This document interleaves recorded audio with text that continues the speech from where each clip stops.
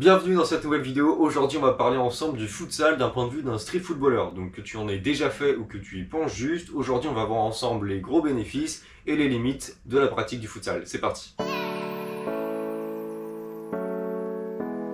Alors le premier gros point fort que j'ai remarqué au futsal, et je pense qu'on sera tous d'accord là-dessus, c'est la pratique collective régulière. Parce que à part pour ceux qui ont tout le temps du monde dans leur city ou qui ont les moyens pour faire des fives plusieurs fois par semaine, tout le temps, je pense que le futsal est un très bon entre-deux où tu es sûr de retrouver du monde de façon régulière, contrairement au city, et où tu es sûr de ne pas dépenser trop non plus, parce que c'est vrai que le futsal, tu payes une seule fois ta licence à l'année, et après, voilà, tu joues régulièrement en club, c'est normal.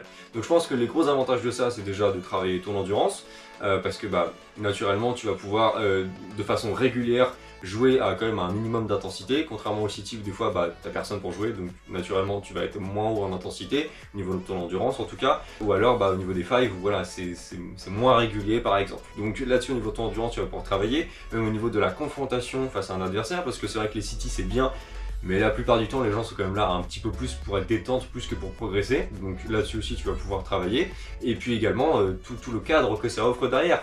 Tu as un lieu, un rendez-vous, tu as également un coach qui est là pour te là, c'est une personne qui est là spécialement pour que tu progresses, qui va te sélectionner tes exercices, etc. Donc ça reste quand même un très bon cadre de progression, et ça je pense que c'est le premier gros avantage du futsal. Au-delà de ça, je pense qu'il y a aussi l'aspect compétition qui rentre en compte.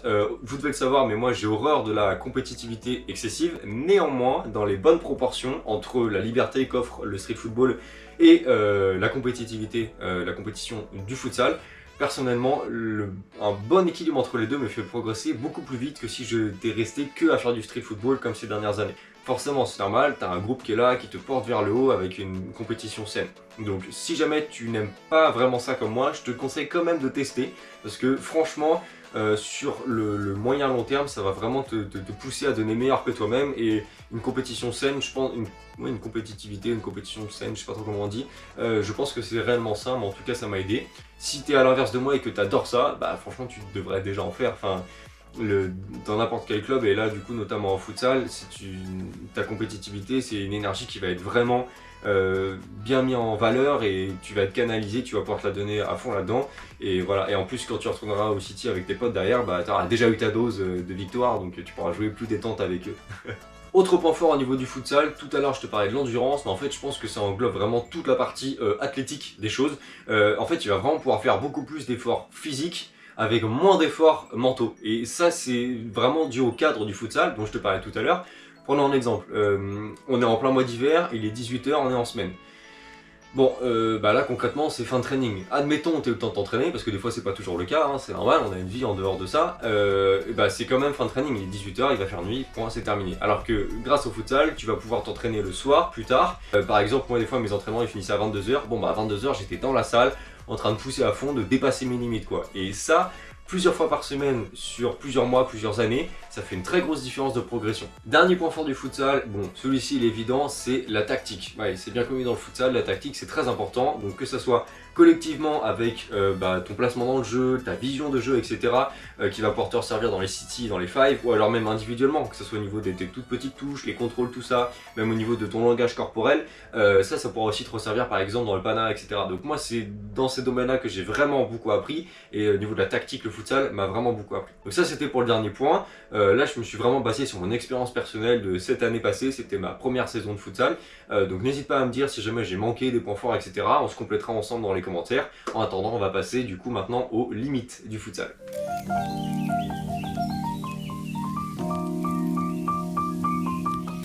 Pour moi, la seule grande limite du futsal, c'est juste la proportion qu'elle va prendre dans ta pratique. Parce que si tu pratiques pas assez le futsal, tu vas juste, un peu comme maintenant, ne pas retirer les bénéfices, c'est juste normal. Et si tu pratiques trop, tu vas peut-être un petit peu trop t'éloigner de ce pourquoi tu étais là de base, et donc du coup, au final, ça va être contre-productif. Parce qu'à la base, tu étais là pour améliorer certains points que tu as déjà dans les city, dans les fives, ou même un peu dans le ground. Et si tu fais beaucoup trop de futsal, tu risques de te perdre là-dedans, et du coup d'arrêter de progresser alors que c'était pas le but à la base. Donc ça c'est une question d'équilibre. Moi personnellement ça m'est déjà arrivé de rater des entraînements de futsal exprès, juste parce que j'avais pas assez fait de ground ou de city dans la semaine. Et en fait c'est ça mes entraînements par défaut, c'est le street football avant tout. Et si jamais j'ai pas eu, j'espère en ce moment j'ai beaucoup d'idées de ground, etc. et qu'il fait beau, je vais pas m'embêter à aller au futsal alors que je préfère garder mon énergie à fond là-dessus, sur le ground, sur la créativité, etc. Et après vient la compétitivité, parce que moi c'est comme ça que je vois les choses, c'est d'abord le street football et la liberté que ça offre, parce que c'est ça que j'aime en premier, et après je vais faire du futsal. Bon, en vrai, cette année j'ai raté très peu d'entraînement volontairement, néanmoins, ceux que j'ai ratés m'ont vraiment laissé du temps et de l'énergie à consacrer au street football, et en fait j'en étais très content. Donc je pense que la seule limite qu'on a à avoir, c'est l'équilibre. Là-dessus, il faut vraiment bien s'écouter. Les seules questions que tu vas pouvoir te poser pour essayer de comprendre, ça va être par exemple, est-ce que je suis en train d'apprendre des gestes en ce moment, quelle est la dernière idée que j'ai eue, et même dans ta tête, enfin, genre, qu'est-ce qui occupe le plus ton esprit dans la journée? C'est vrai que des fois ça arrive dans la journée que tu as un petit peu de temps libre. À quoi tu penses quand tu penses à foot, à street foot, futsal, tout ça? Qu'est-ce qui te vient le plus en tête? Est-ce que c'est tes derniers gestes de ground ou un dribble dans le city avec tes potes? Ou est-ce que c'est vraiment le futsal, la compétitivité? Bah là en l'occurrence, le futsal, moi en tout cas dans cette vidéo, j'essaie vraiment de le donner comme une pratique secondaire et complémentaire avec le street football. Donc moi je pars du principe que c'est pas ça qui devrait venir en premier. Quand tu penses par exemple, voilà, dans ta journée, qu'est-ce qui te vient le plus en tête? En théorie ça devrait être le street foot. Et après de temps en temps le futsal. Voilà, en tout cas c'est comme ça que moi je vois les choses. Et je pense que ces trois questions là peuvent t'aider. Donc à savoir, est-ce que voilà, tu as des gestes en cours, est-ce que tu as des idées régulièrement, et qu'est-ce qui occupe le plus ta tête en ce moment. Comme d'habitude, je pense que les solutions sont surtout dans l'écoute de soi-même et dans les nuances une fois qu'on passe à l'action. Donc en fait, si tu manques de créativité, fais plus de ground, si tu manques de compétitivité, fais plus de futsal. Et je pense que on a tous à gagner, comme tu as pu le voir, à faire du futsal dans une partie secondaire de sa pratique. Voilà, je pense que d'avoir donné un maximum de ce que j'ai pu apprendre moi cette saison-là. Si jamais tu vois qu'il manque des choses, n'hésite pas à me compléter dans les commentaires, on fera ça ensemble. En attendant cette réponse à cette question, j'espère qu'elle pourra réellement t'aider. Et puis moi je te dis à bientôt dans une prochaine vidéo. Tchuss.